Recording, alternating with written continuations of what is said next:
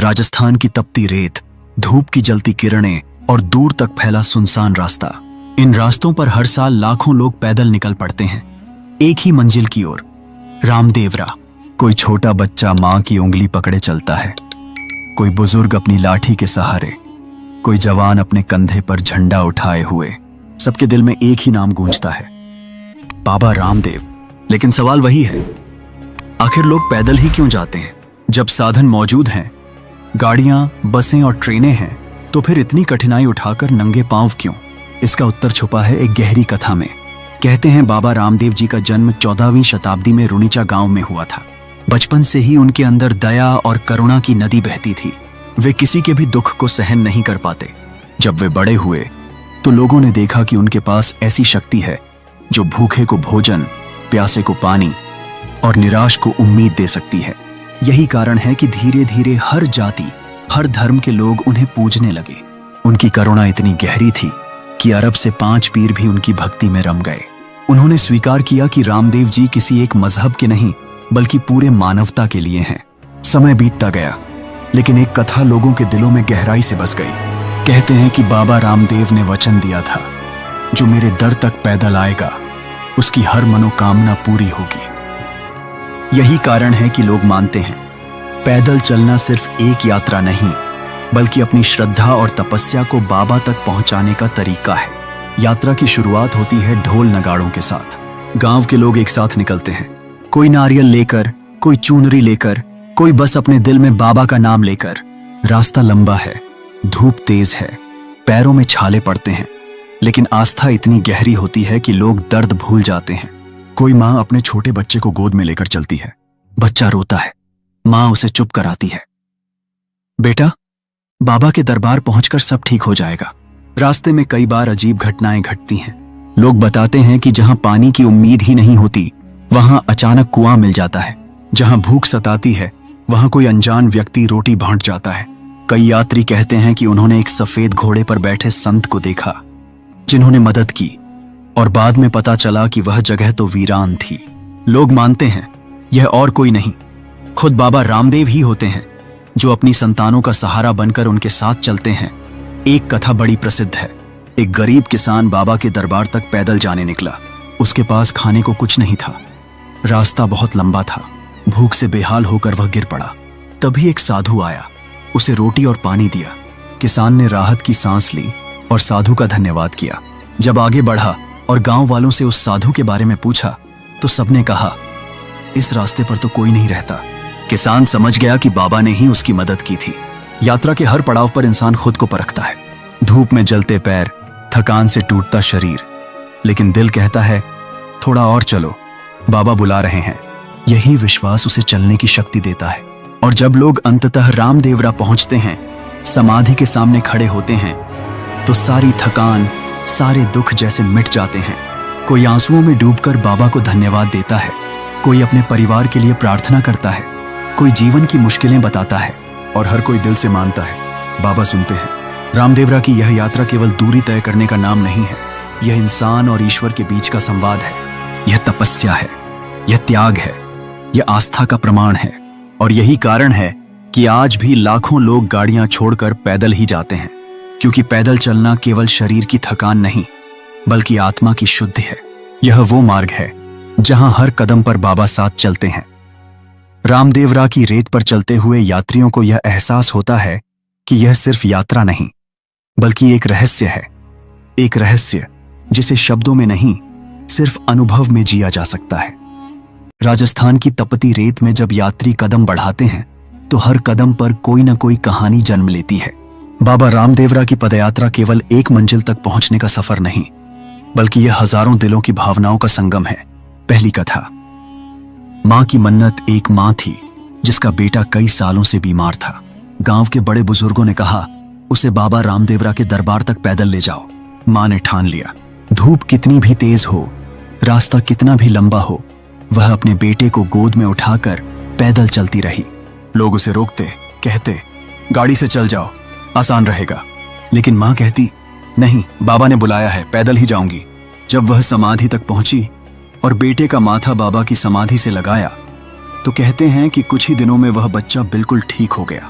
आज भी वह परिवार हर साल पैदल यात्रा करता है। दूसरी कथा।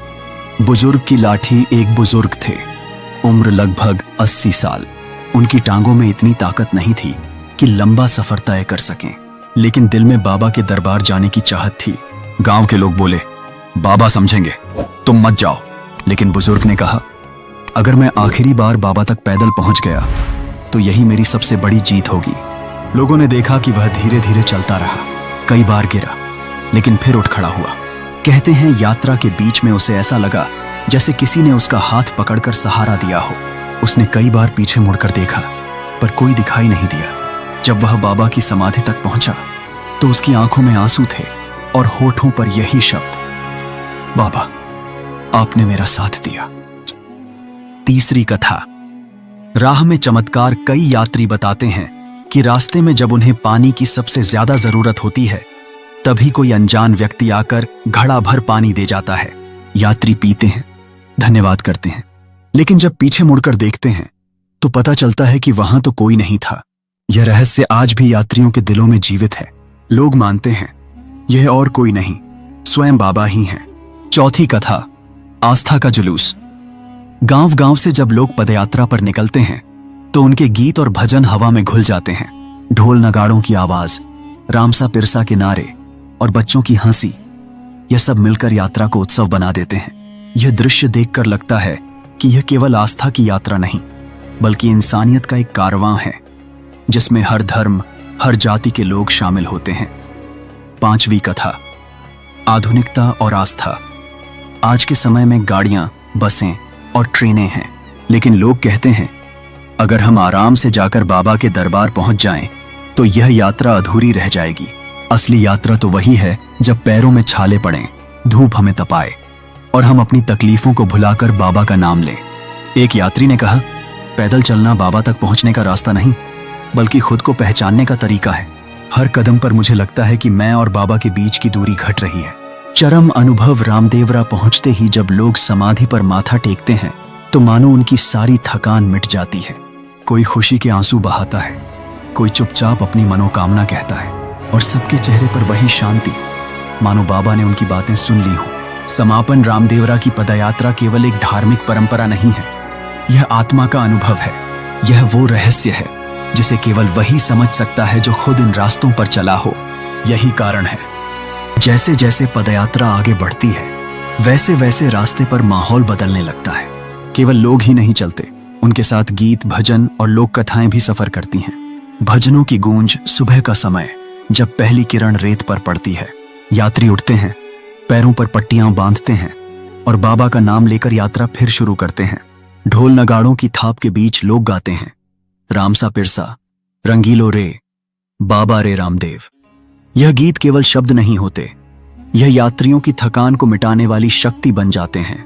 किसी मां की आवाज में ललबाई जैसी मिठास, किसी बुजुर्ग के स्वर में प्रार्थना की गंभीरता, सब मिलकर हवा को पवित्र बना देते हैं। रेगिस्तान का दृश्य। धूप सिर पर जलती है, रेत के टीले चमकते हैं, पैरों के निशान रेत पर पड़ते हैं और हवा उन्हें मिटा देती है। लेकिन यात्रियों का विश्वास मिटने नहीं देता। कभी अचानक आंधी चल पड़ती है, रेत आंखों में भर जाती है, लोग रुकते हैं, अपने चेहरे ढंकते हैं और फिर नारे लगाते हैं, बाबा की जय हो। आंधी थमती है और सब मुस्कुराते हुए आगे बढ़ जाते हैं। लोक कथाओं की बातें। यात्रा के दौरान लोग एक दूसरे को कहानियां सुनाते हैं। कोई कहता, मेरे दादा बताते थे कि बाबा के घोड़े की टाप आज भी रेत में सुनाई देती है। कोई कहता, एक बार मेरे गांव की बेटी की शादी अटक गई थी, हमने बाबा से मन्नत मांगी और पैदल दरबार गए, लौटे तो रिश्ता खुद ब खुद तय हो गया। इन कहानियों में यकीन उतना ही गहरा होता है जितना रेगिस्तान की रेत। यात्रियों का जुलूस। रास्ते भर बच्चे दौड़ते भागते हैं, बुजुर्ग हाथ में झंडा उठाए चलते हैं और बीच बीच में गाने गूंजते हैं, थारे बिना कोनी सहारा, बाबा री जोत जगमगारा। कभी कोई अकेला गाता है, फिर धीरे धीरे पूरी टोली उस गीत को दोहराने लगती है। गाना यात्रियों को बांध देता है, जैसे सब एक परिवार हों जिनकी मंजिल एक है। भावनाओं का संगम। यात्रा केवल रेगिस्तान की धूल और कठिनाई नहीं है, यह भावनाओं का संगम है। कोई अपनी बेटी की शादी के लिए प्रार्थना करता है, कोई अपने बीमार बेटे के लिए दुआ करता है, कोई अपने खेतों की हरियाली चाहता है और हर कोई मानता है बाबा की समाधि तक पैदल पहुंचना ही मन्नत पूरी होने की पहली शर्त है। दरबार तक पहुंचना, जब यात्री बाबा के दरबार के करीब पहुंचते हैं तो उनके गीत और भी ऊंचे हो जाते हैं। झंडे हवा में लहराते हैं, ढोल बजते हैं और लोग आंसुओं के साथ कहते हैं, देखो बाबा का दरबार आ गया। समाधि के सामने लोग झुकते हैं, भजन गाते हैं और कई तो रो पड़ते हैं। वह आंसू केवल थकान के नहीं होते, वह आंसू आस्था के होते हैं। समापन रामदेवरा की पदयात्रा केवल एक सफर नहीं है, यह वह रास्ता है जहां हर गीत में भक्ति है, हर कहानी में रहस्य है, हर आंसू में विश्वास है। और यही वजह है कि लोग कहते हैं, जो बाबा के दरबार पैदल पहुंचा उसकी झोली कभी खाली नहीं रहती। रामदेवरा मेला, आस्था का महासागर। सितंबर का महीना आते ही रामदेवरा गांव एक साधारण जगह से बदलकर आस्था के महासागर में बदल जाता है। चारों दिशाओं से लाखों लोग यहां पहुंचते हैं। किसी के हाथ में नारियल, किसी के हाथ में ध्वज, किसी के सिर पर चुनरी। रेगिस्तान की सूनी रेत अचानक रंगों, रोशनी और भीड़ से भर जाती है। गांव की गलियां तंग होती हैं, लेकिन लोगों के दिल विशाल। हर कोई एक दूसरे को जगह देता है, पानी बांटता है और रामसा पिरसा के नारे लगाता है। मेले का माहौल जहां देखो वहां भक्ति का उत्सव है। भजन मंडलियां दिन रात गाती रहती हैं। थारे बिना कोनी सहारा, बाबा री जोत जगमगारा। ढोलक, मंजीरे और हारमोनियम की धुनों पर बच्चे बूढ़े सब झूमते हैं। कभी भजन, कभी लोक नृत्य।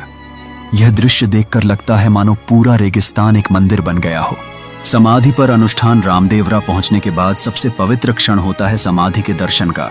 लोग नंगे पांव, माथे पर आंसू लिए बाबा की समाधि के पास जाते हैं। कई श्रद्धालु झंडे चढ़ाते हैं, नारियल चढ़ाते हैं और अपनी मनोकामना बोलते हैं। मंदिर में दियों की कतारें जलती हैं और उनकी रोशनी रेत पर सोने जैसी चमक बिखेर देती है। कहा जाता है, जो मन से मांगेगा बाबा जरूर देंगे। यही विश्वास हर यात्री को समाधि तक खींच लाता है। हिंदू और मुस्लिम, एक ही दरबार रामदेवरा का सबसे अद्भुत दृश्य है। यहाँ पर हिंदू और मुस्लिम दोनों मिलकर बाबा की समाधि पर चादर और ध्वजा चढ़ाते हैं। एक तरफ कोई रामसा पिरसा कहता है, दूसरी तरफ कोई ख्वाजा का सलाम पढ़ता है, लेकिन दोनों की भावना एक ही होती है, बाबा सबके हैं। यह दृश्य इंसानियत का सबसे बड़ा सबक देता है। रात का मेला, रात होते ही मेला और भी अद्भुत हो जाता है। चारों तरफ दियों की जगमगाहट, दुकानों की रौनक, बच्चों की हंसी और भक्तों के स्वर। लोग पूरी रात भजन गाते हैं, कोई ढोलक बजाता है, कोई कहानी सुनाता है। रेगिस्तान की ठंडी हवा में यह माहौल दिल को छू लेने वाला होता है। भावनात्मक चरम। कई यात्री समाधि पर पहुंचकर रो पड़ते हैं। कोई कहता है, बाबा मेरी बेटी का घर बसा देना। कोई फुसफुसाता है, मेरी बीमारी दूर कर देना। कोई बस चुपचाप झुककर बाबा का धन्यवाद करता है। और यही क्षण यात्रा का असली फल है। थकान, दर्द और तपस्या सब मिट जाती है और सिर्फ विश्वास बाकी रहता है। समापन। रामदेवरा मेला केवल एक धार्मिक आयोजन नहीं है, यह इंसानियत, भाईचारे और विश्वास का सबसे बड़ा पर्व है। यही कारण है कि हर साल लाखों लोग इस मेले का हिस्सा बनते हैं और बाबा की समाधि पर पहुंचकर महसूस करते हैं कि हम अकेले नहीं हैं, बाबा हमारे साथ हैं। लौटने की राह और जीवन का नया अर्थ, वापसी की शुरुआत। समाधि पर माथा टेकने के बाद, मन्नत मांगने के बाद जब यात्री लौटने लगते हैं तो उनका चेहरा पहले जैसा नहीं होता। जितना भारी मन लेकर वे आए थे उतना ही हल्का दिल लेकर लौटते हैं। कोई मुस्कुराता है, कोई रोता है और कोई बस शांत होकर चलता है, क्योंकि दरबार से लौटते समय हर किसी के दिल में यही विश्वास होता है, अब बाबा मेरे साथ हैं। रास्ते की शांति आने का रास्ता भजन, ढोलक और नारों से गूंजता था, लेकिन लौटते समय वातावरण में शांति होती है। लोग आपस में कहते हैं, यात्रा कठिन थी लेकिन बाबा ने हमें थकने नहीं दिया। किसी के पैरों में छाले हैं, किसी के माथे पर पसीना, लेकिन मन में केवल तृप्ति, आत्मिक अनुभव। कई यात्री कहते हैं कि लौटते समय उन्हें अपने अंदर अजीब सी शक्ति महसूस होती है। कोई कहता है, मेरे दिल से डर मिट गया। कोई कहता है, अब मुझे यकीन है कि बाबा मेरी सुनेंगे। यह अनुभव ऐसा होता है जिसे शब्दों में कहना मुश्किल है। मानो हर इंसान अपने साथ बाबा का आशीर्वाद लेकर लौट रहा हो। जीवन में बदलाव। रामदेवरा यात्रा केवल मंदिर तक का सफर नहीं है, यह इंसान के जीवन को बदलने वाली यात्रा है। एक किसान जिसने मन्नत मांगी थी, लौटकर अपने खेतों में मेहनत करता है और विश्वास रखता है कि फसल हरी भरी होगी। एक माँ जिसने अपने बेटे के लिए प्रार्थना की थी, अब हर रोज उसे बाबा का नाम सिखाती है। एक व्यापारी जिसने संकट में बाबा से सहारा मांगा था, अब हर कमाई का हिस्सा दान में देता है। यात्रा इंसान को सिर्फ आस्था नहीं देती, बल्कि जीवन जीने का नया नजरिया देती है। गांवों में लौटना, जब यात्री अपने अपने गांव लौटते हैं तो उनका स्वागत होता है। गांव के लोग उन्हें देखते ही कहते हैं, बाबा का दरबार करके आए हो, हमें भी आशीर्वाद दो। यात्रा से लौटने वाले यात्री केवल श्रद्धालु नहीं रहते, वे बाबा के संदेशवाहक बन जाते हैं। उनकी कहानियां सुनकर गांव के दूसरे लोग भी अगले साल यात्रा की तैयारी करने लगते हैं। यादें और भजन लौटने के बाद भी यात्रियों के होंठों पर वही गीत रहते हैं, रामसा पिरसा रंगीलो रे, बाबा रे रामदेव। यह गीत अब केवल गाना नहीं होता, बल्कि उनकी आत्मा का हिस्सा बन जाता है। जब भी वे इसे गाते हैं, उन्हें फिर से वही यात्रा, वही रेत, वही आस्था याद आ जाती है। अंतिम संदेश रामदेवरा की यात्रा केवल पैरों का सफर नहीं, यह आत्मा की यात्रा है। दरबार से लौटकर इंसान पहले जैसा नहीं रहता, उसका विश्वास और गहरा हो जाता है, उसका दिल और बड़ा हो जाता है, और उसका जीवन और पवित्र हो जाता है। यही कारण है कि लोग कहते हैं, रामदेवरा जाना एक बार की यात्रा नहीं है, यह जीवन भर का अनुभव है। बाबा की शिक्षाएं। बाबा रामदेव जी का जीवन केवल चमत्कारों तक सीमित नहीं था, उन्होंने एक सरल लेकिन गहरा संदेश दिया था। सभी जाति, धर्म और वर्ग बराबर हैं। इंसान का मूल्य उसके दिल से है, न कि उसके नाम या जात से। उनका यह संदेश आज भी हवा में गूंजता है। यही कारण है कि उनकी समाधि पर हिंदू और मुस्लिम दोनों झुकते हैं। किसी के हाथ में नारियल होता है तो किसी के हाथ में चादर, लेकिन बाबा के सामने सब एक हो जाते हैं। लोक परंपराएं, यात्रा से जुड़ी कई परंपराएं आज भी जिंदा हैं। लोग घर से निकलते समय बाबा का झंडा उठाते हैं और उसे यात्रा पूरी होने तक संभालते हैं। कई परिवार हर साल एक नारियल बाबा को अर्पित करने की परंपरा निभाते हैं। कुछ लोग पहली बार बच्चा होने पर बाबा की समाधि तक पैदल ले जाते हैं। इन परंपराओं ने यात्रा को केवल धार्मिक आयोजन नहीं, बल्कि पीढ़ी दर पीढ़ी चलने वाली आस्था बना दिया है। आधुनिक समय में महत्व। आज जब दुनिया तेज हो गई है, लोग आराम और साधनों के आदी हो गए हैं, फिर भी लाखों लोग बाबा के दरबार तक पैदल क्यों जाते हैं? क्योंकि यह यात्रा उन्हें सिखाती है धैर्य क्या है, त्याग क्या है, और असली खुशी साधनों से नहीं, बल्कि विश्वास और भक्ति से मिलती है। यात्रा उन्हें यह भी याद दिलाती है कि इंसान चाहे कितना भी आगे बढ़ जाए, उसकी आत्मा को शांति केवल ईश्वर और आस्था में ही मिलती है। आस्था का मनोवैज्ञानिक पहलू। कई विद्वान कहते हैं कि यह यात्रा केवल धार्मिक नहीं, बल्कि मानसिक और भावनात्मक उपचार भी है। जब इंसान सैकड़ों किलोमीटर चलता है, कठिनाई झेलता है और फिर समाधि पर पहुंचकर रोता है, तो उसके दिल का बोझ हल्का हो जाता है। यह अनुभव उसकी आत्मा को मुक्त कर देता है। बाबा का संदेश आज के लिए, आज की दुनिया में जहां लोग धर्म, जाति और भाषाओं में बांट रहे हैं, बाबा रामदेवरा का संदेश और भी महत्वपूर्ण हो जाता है। वह कहते हैं, सच्चा धर्म इंसानियत है, सच्ची यात्रा वह है जो दिल से की जाए, सच्ची पूजा वह है जिसमें सबके लिए भलाई की भावना हो। समापन। रामदेवरा यात्रा सिर्फ एक धार्मिक अनुष्ठान नहीं है, यह जीवन का दर्पण है जो हमें दिखाता है कि आस्था, प्रेम और भाईचारा ही सबसे बड़ी शक्ति है। यही कारण है कि आज भी लोग कहते हैं, बाबा रामदेवरा केवल समाधि में नहीं है, वे हर उस दिल में हैं जो सच्चे प्रेम और विश्वास से भरा है। जैसे लाखों यात्री हर साल बाबा रामदेवरा के दरबार पहुंचकर अपनी मनोकामनाएं पूरी करते हैं, वैसे ही आपकी एक छोटी सी क्लिक मेरी मेहनत को सफल बना सकती है। इस वीडियो को दिल से लाइक करें और चैनल को सब्सक्राइब करें, ताकि अगला अध्याय सबसे पहले आप तक पहुंचे।